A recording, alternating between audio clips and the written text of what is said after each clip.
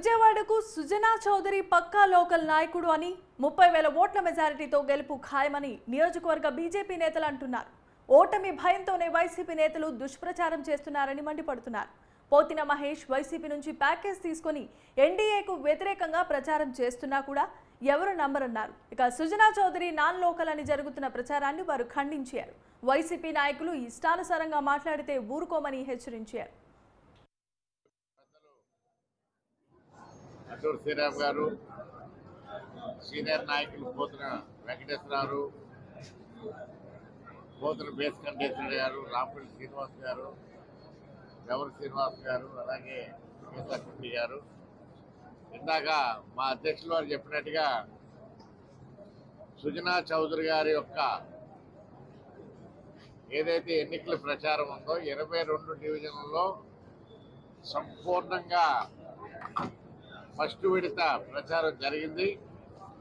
మరలా రెండవ విడత ప్రచారం కూడా అన్ని డివిజన్లో కూడా ఆయన ప్రారంభిస్తూ ప్రజల సమస్యలు తెలుసుకుంటూ ప్రజలు ఓట్లు అభ్యర్థిస్తూ ఈ నగరంలో ఉన్నటువంటి కొండ ప్రాంతాల్లో ఉన్నటువంటి వారి యొక్క స్థితిగతులు తెలుసుకుంటూ మెట్ల మార్గం కానీ, స్ట్రీట్ లైట్లు కానీ, కొండ ప్రాంతాల్లో ఉన్నటువంటి వారికి త్రాగునీటి సౌకర్యం కానీ, అలాగే ఇప్పటికే పాడైపోయినటువంటి కుళాయిలు మరి ఆ పైపులు ప్లేస్లో కొత్త పైపులు వేసేటువంటి పరిస్థితులు కానీ, మెట్ల మార్గం శుభ్రపరిచేటువంటి పరిస్థితులు కానీ, ఆ రకమైన కింద ఉన్నటువంటి సమస్యలన్నీ కూడా మరి కింద ప్రాంతాల్లో ఉన్నటువంటి సమస్యలు. ఎలక్ట్రానిక్ మీడియా, ప్రింట్ మీడియా మిత్రులందరికీ కూడా స్వాగతం, నమస్కారాలు తెలియజేసుకుంటూ ఈరోజు భారతీయ జనతా పార్టీ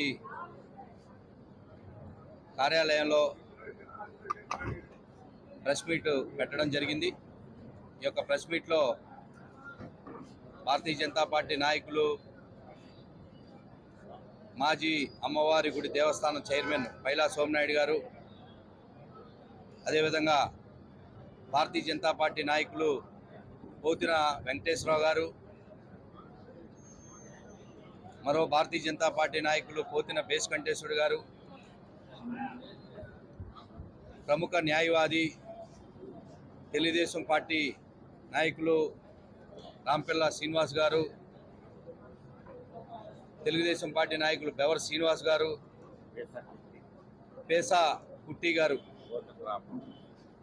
పోతిన రాము గారు ఈ యొక్క సమావేశంలో పాల్గొనడం జరిగింది. ఈ యొక్క సమావేశం యొక్క ముఖ్య ఉద్దేశం పశ్చిమ నియోజకవర్గంలో తెలుగుదేశం, జనసేన బలపరిచినటువంటి భారతీయ జనతా